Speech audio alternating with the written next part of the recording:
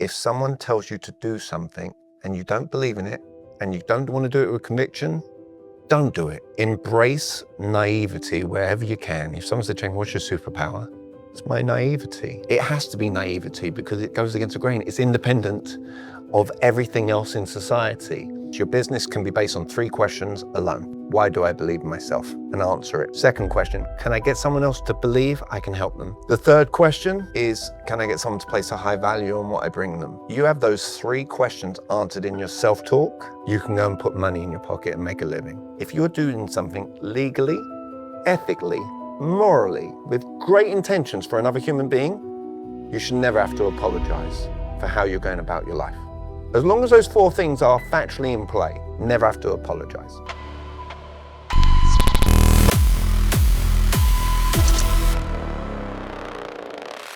Welcome back to the It Show. And today I'm pumped. And the reason I'm pumped is we have somebody for you guys who is a coach to the coaches.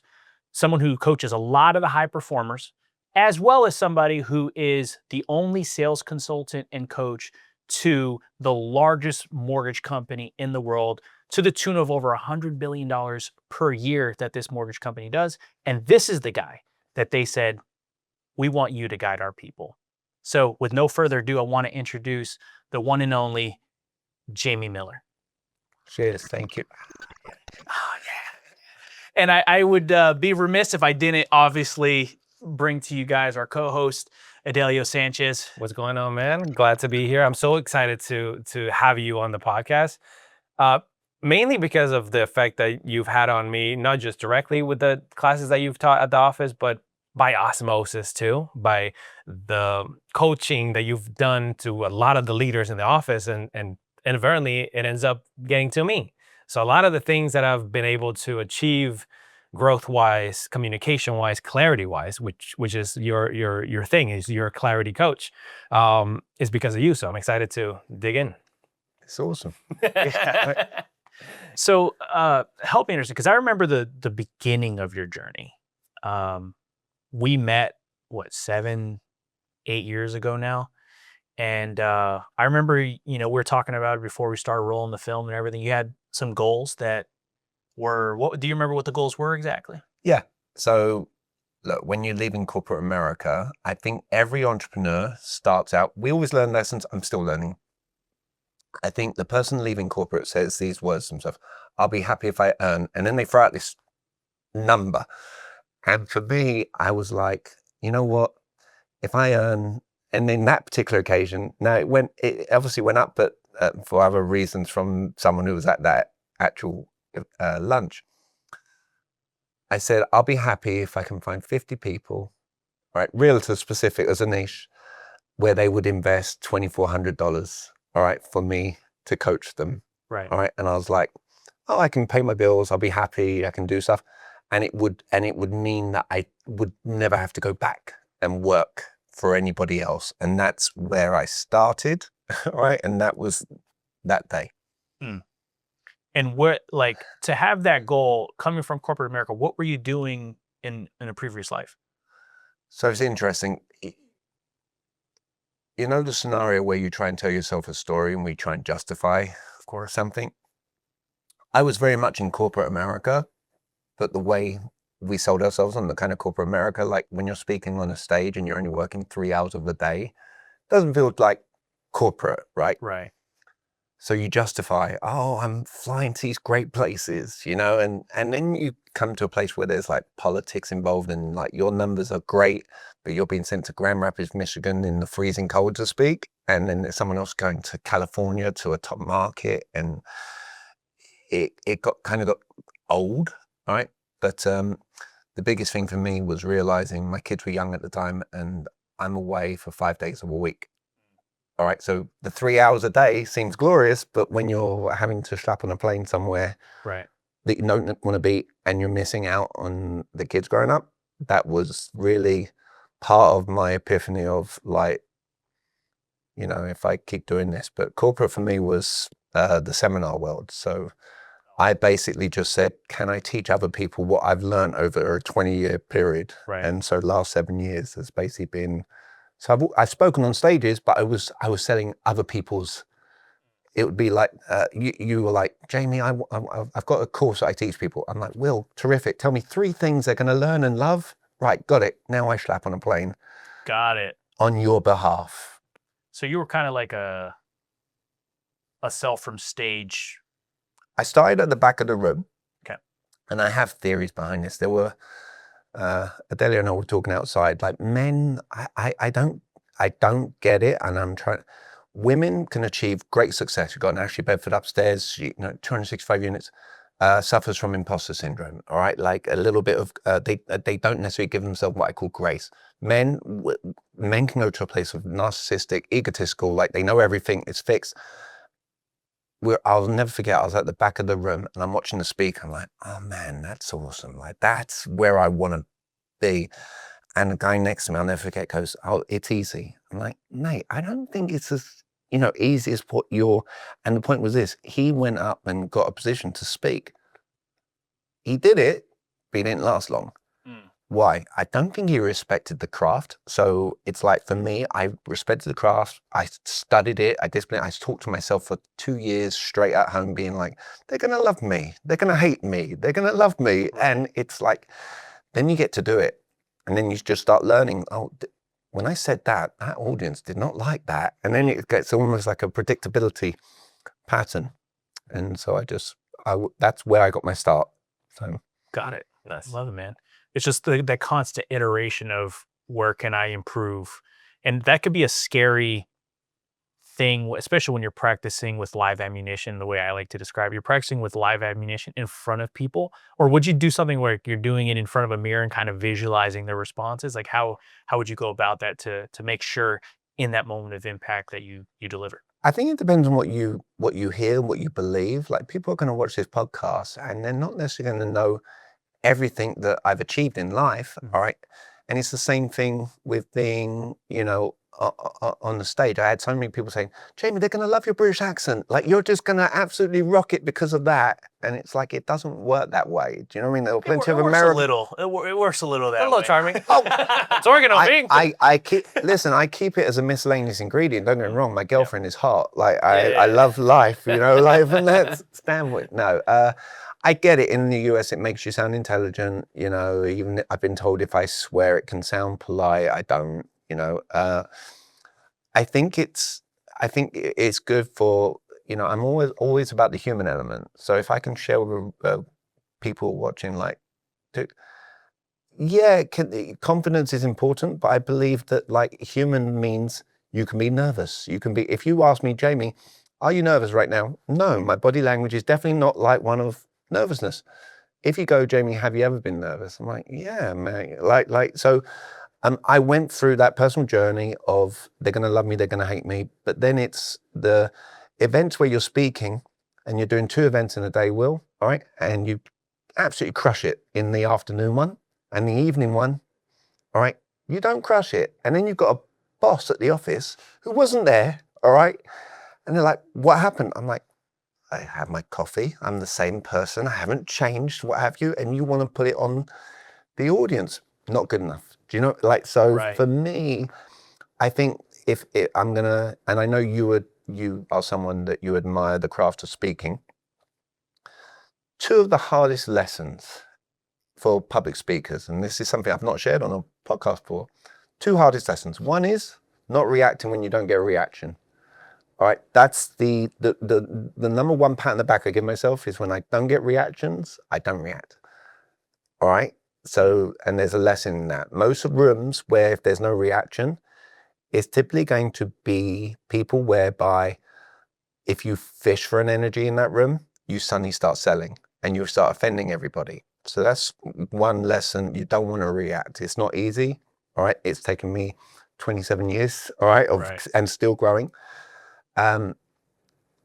That would be one thing where if you said, what have you mastered? I'm like, that's one thing I feel good about myself. The second thing is if you are indeed selling an action from stage, okay, there's a difference between educating a room and talking and teaching. And there's another thing, selling someone on taking an action, right? You could be at a BNI meeting or whatever meeting, you're still selling an action, most people, if you analyze what they're saying though, in psychology, it's all statement based. Most speakers talk at a room, all right, and it's all statement, statement, statement. It's the dance between teaching and selling simultaneously throughout a talk. Right. Learning how to do that effectively, so you're not selling too aggressively, all right, is one thing. But then, no, are you teaching too much? If you have an audience come up to you afterwards saying, oh my God, that was amazing, I'm going to take what you taught me and apply it. In our heads as speakers, you're like, I've taught you this, there's all this. But then I can ask the speaker who's up there, I'm like, did you even ask a question such as simple as, hey, can we agree it's impossible for me to teach you everything in 45 minutes? The people in the room who go yes to that, Right. now they don't come up to you afterwards saying, thank you for teaching me everything. Why? Because you asked the question on the room. Just subtleties like that you have to learn, Will, Right. that I didn't know when I was talking to myself in the mirror. They're going to Yeah. love me, they're going to hate me. Right. I love that. And it's a rhetorical question because you already know what obviously the response is going to be. It's one of the things I teach is that everyone in the US loves things in threes, all right? The first one, gather information. Gil Ramos, who we both know, says, be curious, all right? He had a bunch of people come up to him after a talk I gave and goes, when Jamie talked about gathering information, that was amazing. Gil's like, are you kidding me? He said a different word. All right, are you kidding? I've been telling you to be curious for years. We all teach with different flavors and how it resonates. Second thing is garnering some kind of understanding. That's the asking of a question. Are we in agreement with this stuff? All right. And then if the person in front of you is in agreement, you're basically getting them to see, like, I'd be doing the same thing as if I was you. They don't feel sold. The third thing is predictability. It's knowing what the answer is going to be from the right person. Right. Look, you and I'm dressed like this. You're dressed sharper than me in terms of society today, Will. If I felt a certain kind of way, I would just ask, hey, mate, do you care more about appearance or do you care more about the value of the content? And that's what determines that I don't get headache clients. Because there are going to be people in the room who care more about appearance. They are, because their programs are wired that way to care about those things. That wouldn't be a good fit of a client for me. Right. And that is where you realize you're never going to sell 100% of a room, nor should you. Yeah. All right. So a lot of people in a lot of industries, yours inclusive, bring on headache clients. And I'm like, it's on you. You've got to interview your client, not the other way around. Yeah. I like I feel like I'm throwing some deep stuff. I don't know if they're going to necessarily absorb everything, but I'm...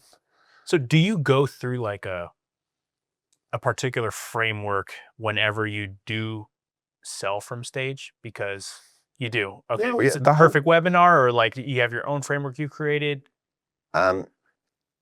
Here's my thought process. No one has invented anything. Gil's Be Curious is my gather information. They're the same. Of course. So, you know, whether it's Chris Voss, you name it, no one invented anything.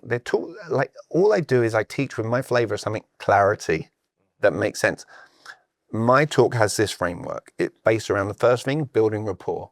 Right, my first question out my mouth, and anyone who ever sees me speak, it's, hey guys, before I start teaching anything, how many of you, like me, believe your ability to communicate is important? Show of hands.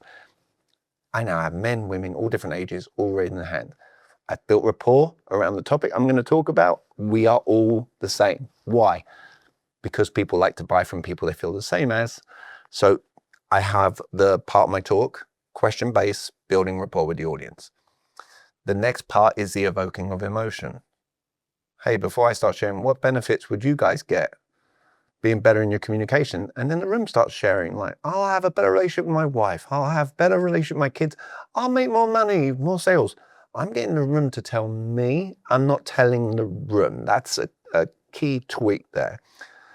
I'm evoking some emotion because now in their heads, they're like, well, if I do make more money, what will I do? Will I buy a car, or will I take the holiday, or will I do this? Now I'm getting them emotional. And then it's the call to action. If you build rapport, you evoke emotion, your call to action at the end can be very seamless. And you don't have to share. You've watched me think, I don't share. This is all my packages. This is the price point. Right. It's, hey, do you guys believe, who believes, show hands, that if you had me in your life, I could help you more? Raise your hand. Okay, if your hand is up, what action should you take when if it's a small room, cell phone number goes up? Call you, text you. I'm like, great, I agree. And now what I've done is I taught people, and it's same in one-to-one conversations too. Right. So it's just teaching people how to ask. We talked about the questions you want the answer to. You're in an industry where people ask the worst questions that are never going to give them a chance for a call to action. Oh, I think we're going to hold off, the market's going to crash. And then the loan officer or realtor is like, well, why do you think it's going to crash? We don't know. It's 10:41 a.m. If I ask you, with all your knowledge, what's going to happen in the market at 10:45 a.m.? No idea. No way. Okay, perfect. And how long have you been in the industry? Long time, over a decade, yeah. Okay. Yet we're going to ask someone who's not even in the industry why they think something's going to happen.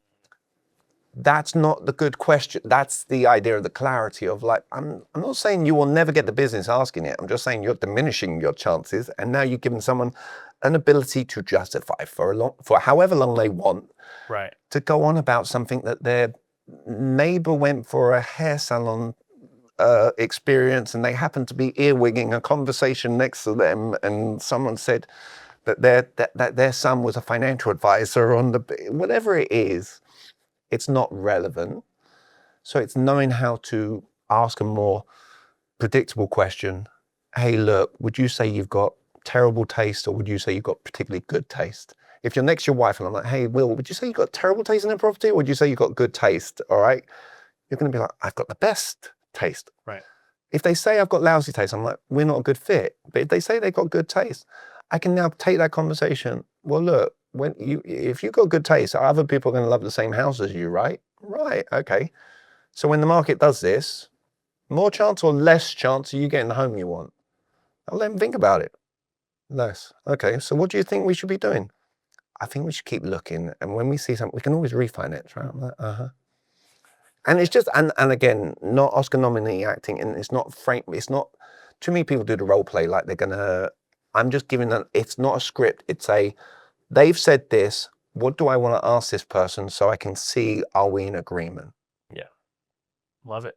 I think in terms of bringing the value, like you have, there's no question that you bring the value every time that you open your mouth. I would say you're one of the closest things to like a real life Jedi. Like maybe not like these are not the droids you're looking for, but kind of like, right? It's funny you should mention that. Yeah. I'll tell you one of my fondest plays, but keep going. Yeah. I want you to get into that, but I also want the people that are listening to this to get value from it too. Like Okay. be able to have actionable things that they can take, whether it's in their business or in their relationships, their friendships, whatever it is, so that they can have a better experience when they communicate.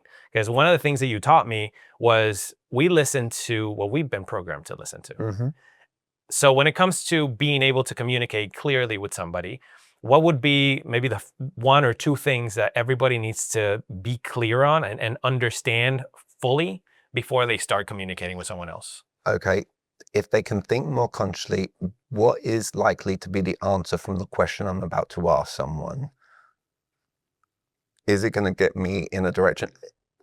Sales has to be about ethics, integrity, good morals, all right? The world gets taught too much on scripts and play a numbers game. Call your 100 calls. Yeah, you know what? If someone calls 100 calls every day, they will outsell me, out-earn me, they won't have as much fun. All right, so I teach go find golden geese. Technically, Will is a golden goose for me. Why? He's one human being who's put me in front of many people when I started my journey to now I'm in front of tons of people who can watch this and be like, oh, I did learn something there. I did. And the other thing, you talk about the word value. Too much of the world gets programmed and taught.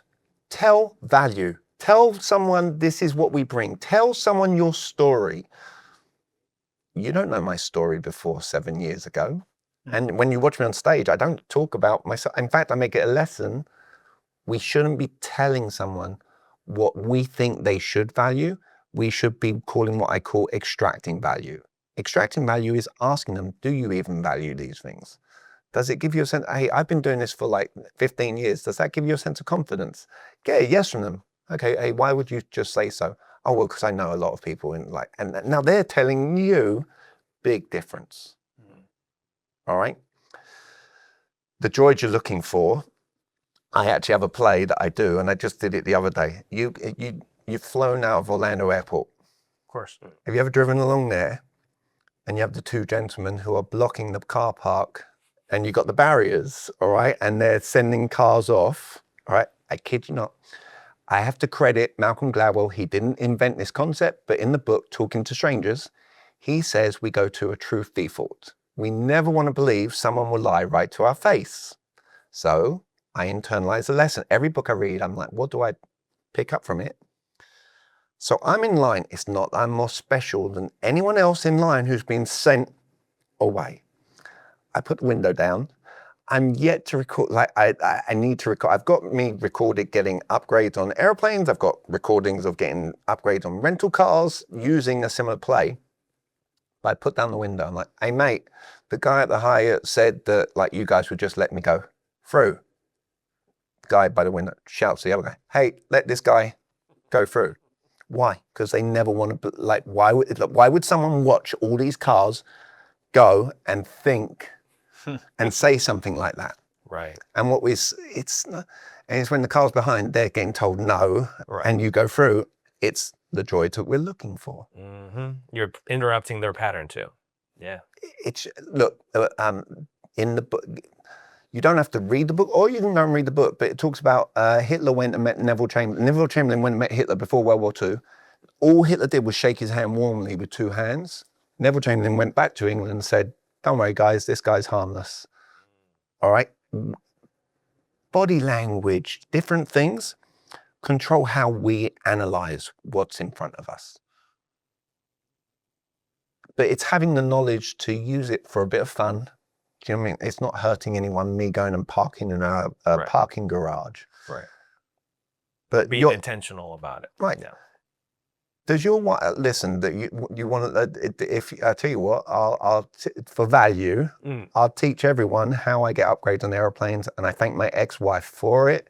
And if your wife ever does this to you, I feel for you. All right? I really do. Okay. Women are better at sales than men. I've always said that. Good lesson for any men watching, embrace your emotional intelligence. All right? My ex-wife would turn around to me, it could be any time of the day, Jamie, honey, how much do you love me right now? And that's a question. And you were talking about getting predictable responses. We're always going to say, what do you want? Right.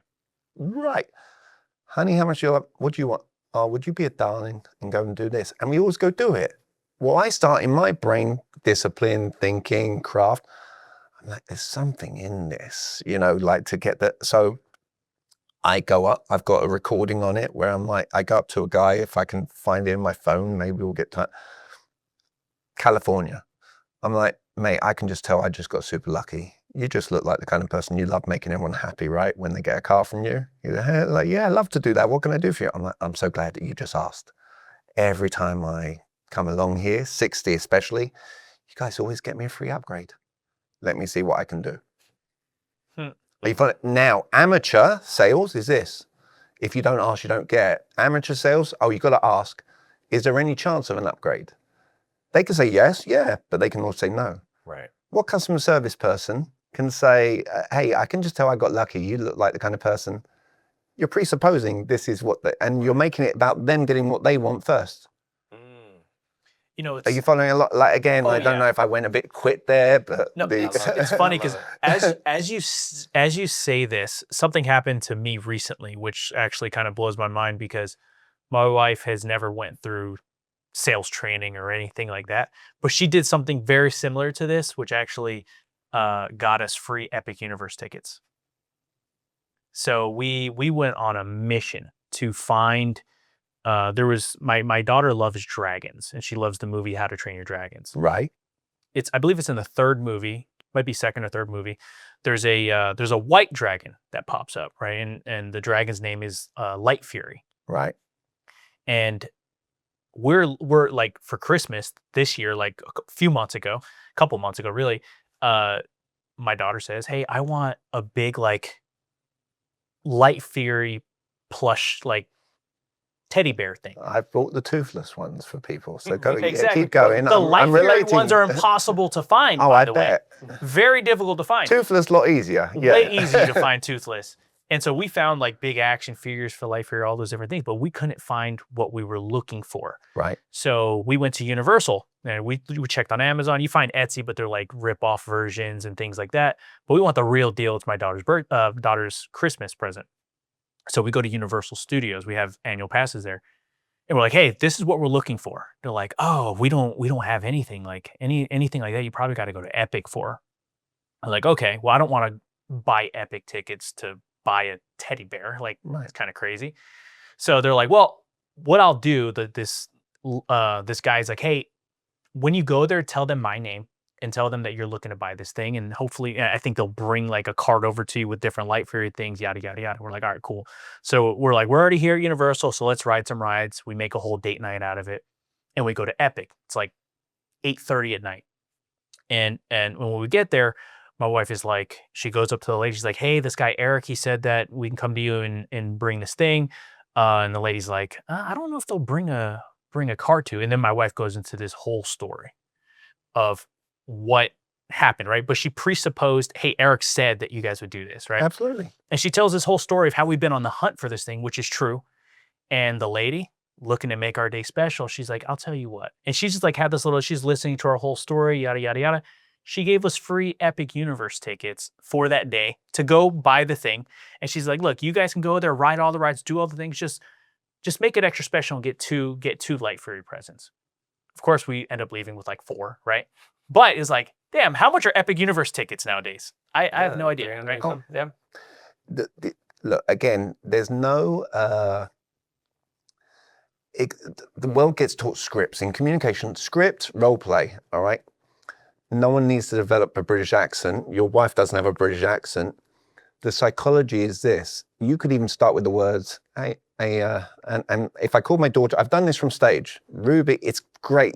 You asked beforehand, what are some pivotal moments, all right? It's when my daughter was with me in New York and she goes, Dad, are you going to do it? And we check out the hotel, and in New York parking, it was $400. And I go up to the guy at checkout, I'm like, hey, mate, has this ever happened for you? Now has this ever happened for you? Are the words for people to, as a lesson, if you go into a conversation and say, hey, has this ever happened for you? All right, it doesn't have to mean that day. Have you ever had something so tremendous, so amazing happen, and you're just like, wow, that was just unexpected. It's kind of nice when that happens, right? And the person, but yeah, I'm like, mate, the parking here, $400. He goes, I'll take care of you. Because I'm asking them, if for anyone who works out, travels, you'll get into gyms for free doing this. I've tested, measured. Hey, has this ever happened for you? You ever go traveling? You've gone to a gym you haven't worked out at before. And when you've gone in there, the person behind the counter ends up being so friendly, and they ask you how long you're in town for, and you tell them 2 days, and they go ahead. It's kind of nice, right, when that happens. Yeah. Oh, great, you're loving me. I'm Jamie. I'm traveling from Florida. Edelio, they laugh. It's a predictable. They laugh. Yeah. They're like, dude, how long? I'm like, 2 days. Like, go ahead. All from just being like, would you like it if you got this same thing? Yeah. The tweak is this. Has this ever happened for you? It's different than, I would love it if you could do this. Right. I don't care. I don't care. Mm-hmm. Now, people, as a lesson, anyone doing a phone call, no starting, hi, this is so-and-so with so-and-so. Like, there's a rapport built. We talked about rapport building. Is this good, by the way? I know that am I answering? No, gold. Okay. In terms of value, if someone's calling up someone, I would encourage them, wait for the person to pick up the phone first and see, do they say hello? Do they say hi? Because if you mirror back to them, I call it extreme mirroring is my way of defining it, is if they say hello, if you say hi or anything different, you've made yourself unnecessarily, I would say, different from them. Where they go hi, I'm going to go hi, all right? Now it's just a very subtle, psychological, like this person seems to be different, gets me more than other people. Then it's you could go, hey, has this ever happened for you? Have you ever had a phone call with someone you haven't spoken to before? It ends up being really warm and glorious. All right, it's kind of nice, right? Yeah, great, you'll appreciate. I've only got one question for you then. You could even do group psychology, like the Eric play for your wife. Right. Do you know what? Every time I get on one of these calls, people, they love it. Like, we end up meeting. Now you've thrown out, this is what takes place during the thing. And you say, would you at least see, it's not I want, would you at least see a benefit? of meeting if this is something that I can do for you. They say, yeah, that makes sense. Okay, great. And it's you can do that everyone can do that. Email to phone call to virtual or face-to-face. Your world, you deal with a lot of New Yorkers, right? I love New Yorkers, by the way. I'm going up there on Sunday. But are New Yorkers renowned for being impatient when it comes to them moving to Florida? They've got the impatience, right? But you, for the realtors who listen, they're not doing themselves any favors if they cross their fingers and wait for the person to come down. There's no loyalty or what have you. So I would garner understanding. I'm on the phone with them. I'll be like, hey mate, and again, remember, they don't have to say mate. I would be, hey mate, listen. All right, moving down the street is sometimes a mission, right? Just moving down the street, right? Can we agree moving to a whole new state, bigger mission, right? Could you at least see we're having a solid game plan? All right, and meeting on, will you be decent from the neck up, by the way, on this day and time? They will laugh, all right?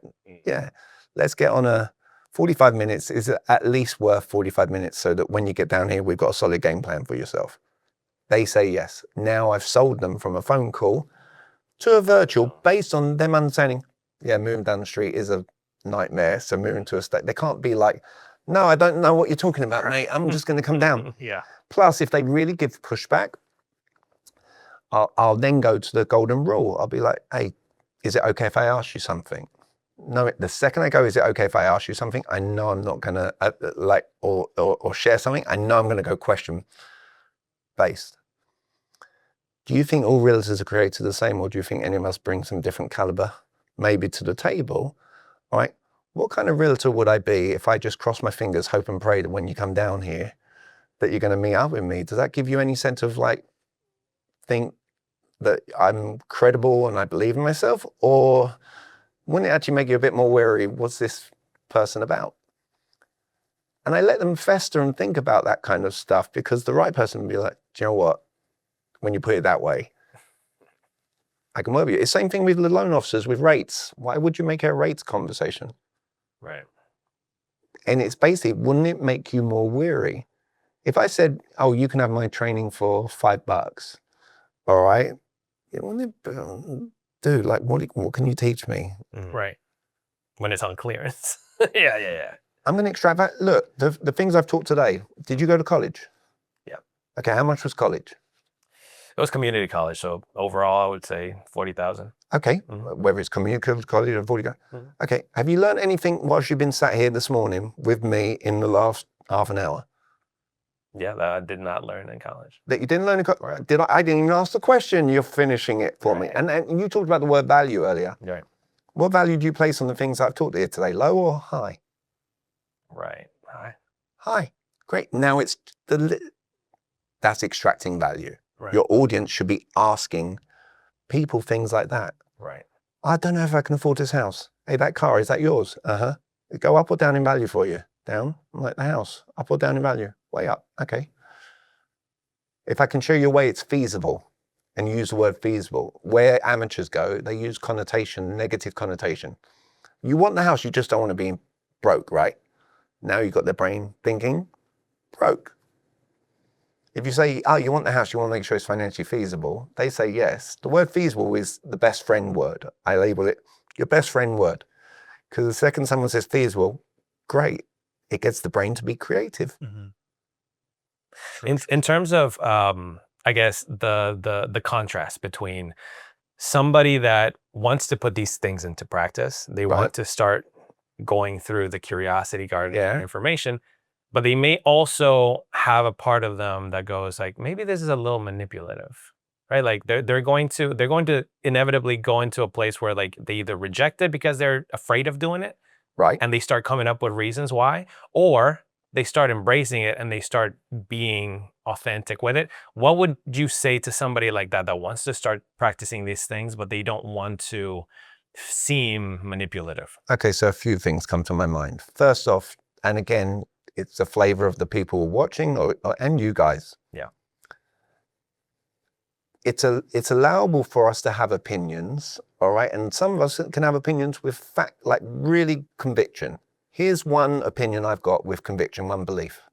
If you're doing something legally, ethically, morally, with great intentions for another human being, you should never have to apologize for how you're going about your life. As long as those 4 things are factually in play, legally, ethically, good morals, good integrity, all right, just to double down for clarity. Never have to apologize. If someone ever came to me, Jamie, teach me how to manipulate, I'll be like, I'm not going to do that. All right. It's never cool to make someone do something they don't want to do. I'm not coming up to you guys like, I want to be on your podcast. No, we don't want you. I'm still going to, doing a round peg into a square hole doesn't make sense. I think though that in terms of real estate, all right, no one's holding, you shouldn't be holding a gun to someone's head. You need to buy a home and like, I'm going to hold a gun to your head. They're coming to you. My goal is just to teach the loan officers and realtors how to have an ethical conversation that's asking a better caliber question. All right. If I ask you, does that sound like manipulation to you? What would you answer to that right now if you to actually answer so the camera could hear you? Does it sound like manipulation? No, it sounds like clarity. Okay. So so that's the first scenario. Now, how does someone get good at this stuff? I'll prove a point for your audience. I get better at my ability to communicate. I get better at my ability to sell because I teach. My aim is, be on here today, teach a bunch of things to your audience so that they can go out there and have success for themselves, right? Now, let's say I have indeed taught you something here today, all right? And you're like, oh, I like that. Oh, that reminds me, I got more clarity around what my wife did with the Eric play. Both of you, just in a response, in one word, what should you both be doing to get better at something? Practice. Okay, thank you. I just proved a really valid point. All right. And you're okay. Now watch this. Garnering understanding. Will, are you someone that always wants to hear what you want to hear or need to hear? Need? Okay. And would you rather me be gentle or direct? Direct. You're sure now? Definite. Okay. You're not listening. All right. And here's why I can say that. I stress on the word, and everyone in the world does this, and this is a psychology play, this is the world's play. We're all taught to listen, yet we don't. We hear the words that we think we're hearing, that we've been programmed to hear, because I clearly said, I get better because I teach. I even stressed on the word teach, and and then I asked, what should you do to get better? And everyone who's listening in will say practice. All right. And I'm here to share. If someone wants to get better at something, if they learn something, whether it's from me or anyone, right, you want to make it 5-minute lessons. Every second I've been on here teaching stuff, I get better at what it is going forward. That's just, but until someone embraces and understands that, you don't have to. And the first time someone teaches someone something, they're going to be terrible at it. That's not what they're doing it for. They're doing it to keep everyone does these practice role plays. I'm like, you're practicing something that's not going to take place. You could wait till Christmas for that to happen. But if you teach it frequently, right? If you start teaching people what your wife did and it'll become second nature. You start teaching the words, has this ever happened for you? It will become second nature. 100%. Coincidentally, our last interview, which actually happened just 2 days ago. Right. We interviewed Chase Green. Not sure if you know who he is. Great guy. This exact topic is literally what we ended up talking about. We talked about when you learn something to teach it and then you actually teach it, that is the reemphasis that you need to learn it even better. Like coincidentally. Yeah. I've not met the guy. Or maybe I have. All right. Again, it's a belief I have with conviction. If the world doesn't follow along, I'm like, but if I have old colleagues like, dude, you are like masterful at this stuff. Like, what's the story? I forgot. I'm like, yeah, I've been teaching it. If you knew the amount of clients who come up to me, Jamie, I need to hire you. Why? I need to relearn the things that I used to know that I've evidently forgotten.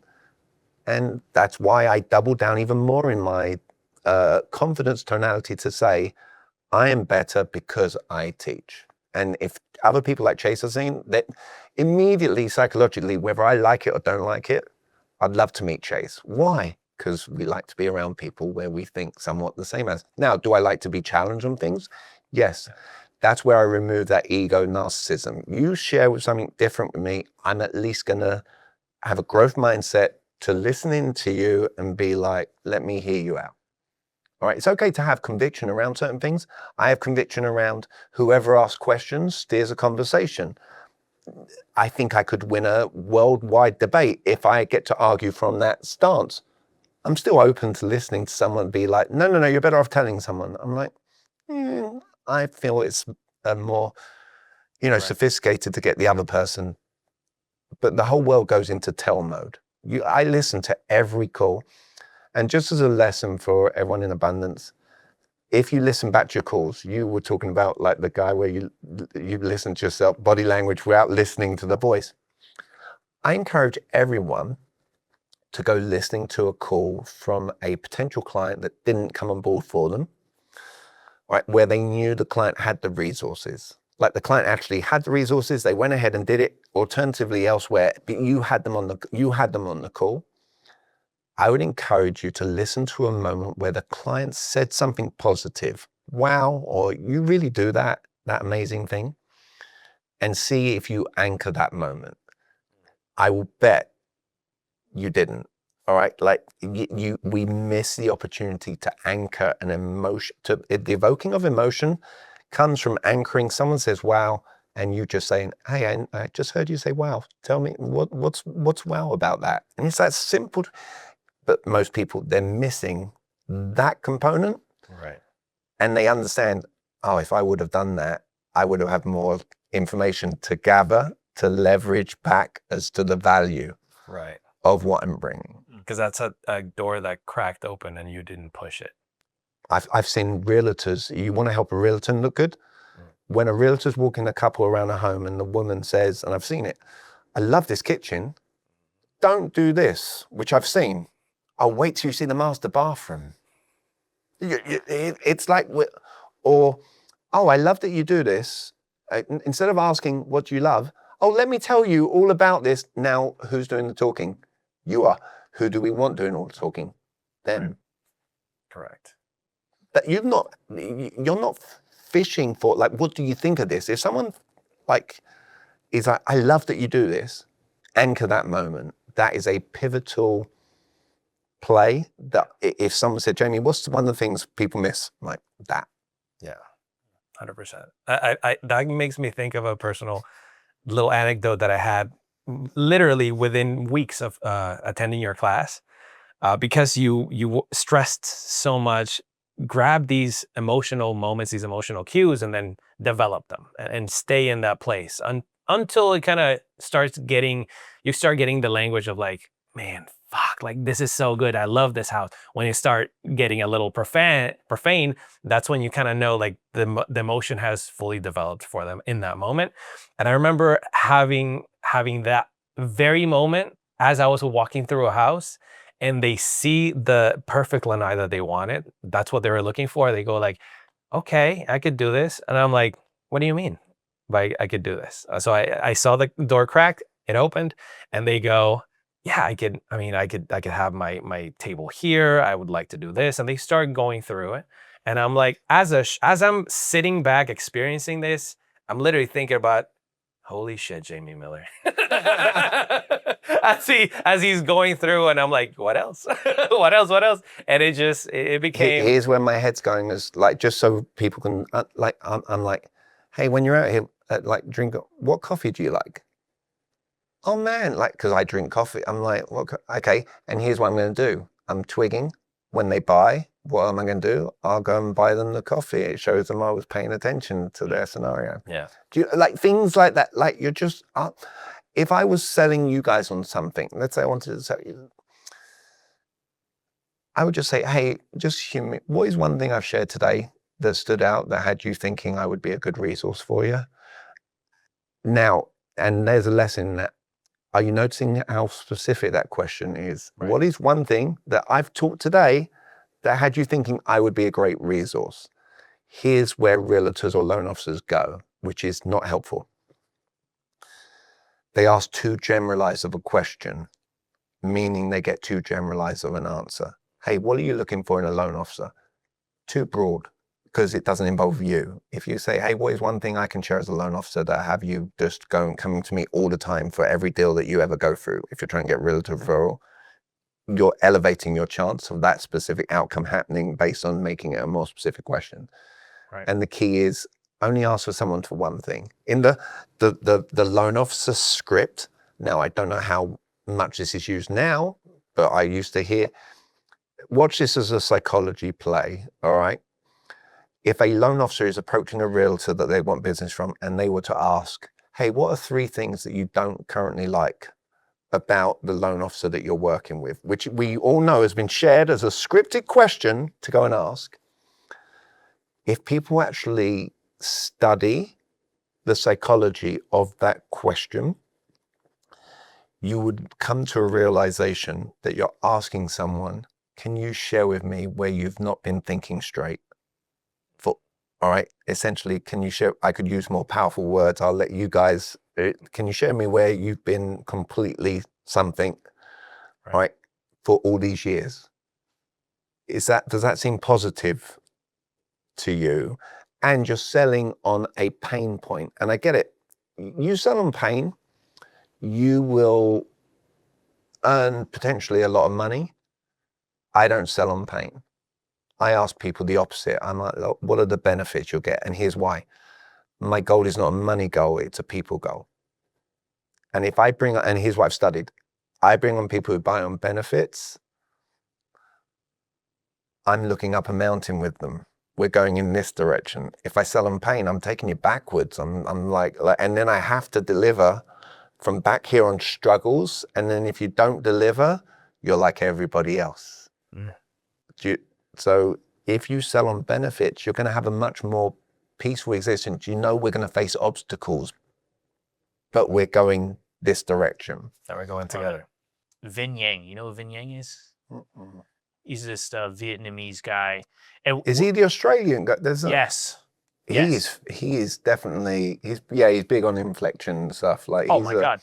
He's one thing that he taught that I don't like watching myself on video, right? So I've only seen 3 of our episodes that we've ever done. Right. It's like, I just can't do it because then I nitpick everything. But I know it's also necessary to get better. And watching him, one of the things that he said was, watch yourself speaking without volume. Yeah, I've seen one of his TikToks come up about that. I've not done it. Do you know that I don't like? I don't. 95% of the talks I do, I don't have my videographer. I don't post about it. I don't like. You guys are doing way like you. I will post once you send me. But I've got tons of people who I've done podcasts with, and they haven't. Like, I just don't check. Right. Well, we're gonna give you some good clips. Yeah. Oh, I bet. Yeah. But the point is again, different flavor. Yeah. I'd rather be a complete nobody and have everyone be like, I have no clue what to, like, from a legitimate, because everyone gets in the world of. I had someone the other day, not going to mention names, massive on LinkedIn, all the followers in what you'd think they were. Can I borrow some money? I'm like, what? I'm just, so that's why I choose to do more like, I drive a truck that's paid off. I'm not like it. If I was making the money I was making when we first met, knowing I would have got some depreciating Porsche or something. And it's just a shift in what is not important. I'd rather have a warehouse and go along there. And Yeah. Everybody has their thing, man. Like cars have never been my thing. Like, well, not true. I really liked cars when I got my first car. Right. Or I liked the car I was getting simply because I saw it in a magazine. This is when magazines were actually kind of cool. Whereas now, like, everybody goes digital. But I remember I saw one car of the year, Cadillac CTS. Pulled up to one yesterday. I was just like, that's still a good looking car. Still a good looking car. But I remember when I finally got to a position, this was 2010, 2011, I saw the Cadillac CTS and I could afford to buy it. And I was like, oh yeah, let's do it. And I bought it. Dude, as soon as I hit 80,000 miles, I was spending more on maintenance than I was on the car payment. Jeez. every month. So there was about a 6 or 7 month period where I was dropping because I want to say my car payment was like 300 something, which is ridiculous today because now car payments are fucking outrageous. But I was paying like 300 something bucks a month, and my maintenance was over $500 a month every month for like 6 or 7 straight months. And at that point, I was making great money. Like I was making $300,000-$400,000 a year, and I bought a Toyota Corolla. Right. And I remember when I was like, hey, I'm going to trade in my car. And at the time I was working with Zach. Zach's like, he's like, dude, what are you going to get? Like, you're going to get a Porsche. You're going to get a fucking, and he started naming all these cars. I was like, yeah, I mean, I'll check them out. I'll figure it out. And I go and I come back with a Toyota Corolla, and I didn't tell him what I got. I was like, dude, I got my new whip, man. He's like, dude, let's go see. He's like, what is that? I was like, bro, that's a surprise. I go down, bro, and I show him the car. He was so disappointed. He's like, dude. Yeah, but Zach, he just did like Zach a deep... Zach is a car guy. Like, so for me, I think it's just having a daughter who's about to go to college. I like spending money on vacations. Yeah. So I'm dropping a little bit of money to take myself, Ruby, my daughter, and my girlfriend to Japan, Singapore, and London in the summer. Dude. And we're going at the front of the plane. My daughter's never done it. And it's like, I'm dropping more money. Like, my girlfriend wants to do a renovation to the house. I'm dropping more money on the trip. Yeah. And she's like, can we afford this? I'm like, Stephanie, I'm taking us like to here. I would hope this is going to be great. Yeah. But no, it's just, it's interesting. I mean, like, don't get me wrong. I think if you get to a certain place, if you get like sick amounts of money, I can understand. But even then, I would never have a collection of cars. Right. Even watches. I love watches, but this watch is the watch I wear every day, all the time. It's got sentiment. It's priceless. You couldn't, right? Because my dad had one. So it's like, it's basically, I've had it since I was 30. It was a one investment. I think there's ways to not be frivolous. Do you know what I mean? Like with it. Yeah. Although certain people with these hypercars and stuff, you can make money on, they do make money. I wouldn't have the knowledge to be like, that's going to be worth $1 million more in 3 years time. It's another education you need to just know. Actually, there was another guy in that group. I don't know how I could have forgot about him, who was in that same group, Andres Ospina. Remember I know Andres. Of course. Like he was also in the group, and I know he was that thing called Verbo, where you rent out your cars. Turo. Turo, yeah, he Turos his Lamborghini and stuff. Oh, he does? Oh, yeah. So his Lamborghinis make it cash flowing him. But, I mean, he's probably negative equity on the car now. Correct. Because trying to make up. But and who knows what they're doing to that car when they've got it. If I rented a Lamborghini for a day, bro, sure. I'm fucking going 0 to 100 as frequently picking as I up can. hookers. But the thing is, flicking the boogers in there. But the thing is, Andres knows what he's doing. I mean, like he's a sharp that, like. Yeah. Yeah. I knew him when he was working at a puppy shop selling puppies in Melbourne Square Mall. Yeah. It's crazy. Talk about the people that you know, like the journeys of people that you know, Will. Yeah. If you think about, like, I don't know how often you ever, I literally had a surreal moment of having that this morning. I'm like, dude, like there's certain people who know the exact journey. It's nice to know that there are people, because I don't do anything on social media. So the point of someone actually knowing the receipts, like, yeah, no, I know knowing Andres that long and where he's at now, dude, it's crazy. Do you remember your goal at that first mastermind? Gil said way too small. My first goal was, can I find 50 realtors? I was only working with realtors, 50 realtors to invest $2,400. That was my goal. And Gil turned around and goes, not big enough. You know, it's funny, like, that's crazy. Like, what's crazy? I don't even know the math. What is that mathematic? 2,400 times 50. I was trying to do the math in my head. Yeah, it's like, 120 roughly. Well, if it's 100, it's 240. So it might. Yeah, 120. Yeah. I thought just to get, like, it was like literally I'm leaving corporate America. I was in a different form of corporate America, but it was leaving there. And now to think that I do that money in one event. Yeah. Like, I've actually been on a stage and done more than what in 1 hour. No. Crazy. Well, I mean, I guess I've got to thank Gil in a certain kind of way for like planting a seed of that notion. Right. Yeah. We were talking out there, mentality, what we think, what we believe. So this has been a great conversation, but unfortunately we're running out of time. Right. So I want to ask you, because this show is all about independent thinking. Right. And so the show wouldn't be about independent thinking if we didn't maintain the ability to think for ourselves and change our perspective on things that maybe we believe. So my question for you is, what is something that maybe you believed 5 or even 7, 8 years ago when you started this journey till today that you believed as an absolute fact? Oh, I got you on this one. Okay. Right. The word believe is pivotal. It's on the back of my phone. So one of the things that's going to happen in life, more than anything, is we're talking a lot about trying to get business, meaning we have to talk externally to another human being to get business, right?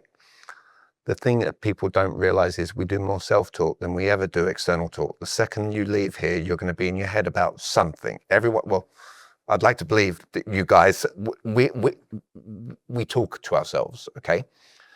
And here's something with conviction. I don't care whether it's me or anyone on the planet. If someone tells you to do something and you don't believe in it and you don't want to do it with conviction, don't do it, all right? Too much of the world, when I started my business, I'm very thankful that I have a great relationship with my ex-wife, all right? And we're amicable and she cares about me.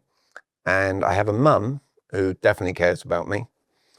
And the reason I bring those two figures up is when I started my business, when I first, before coming to Credo Coffee, right, with you, Will, I had people who cared about me saying, hey, Jamie, don't you think you should like work a job, do this as a side gig? Or Jamie, drive an Uber and and I didn't listen to them.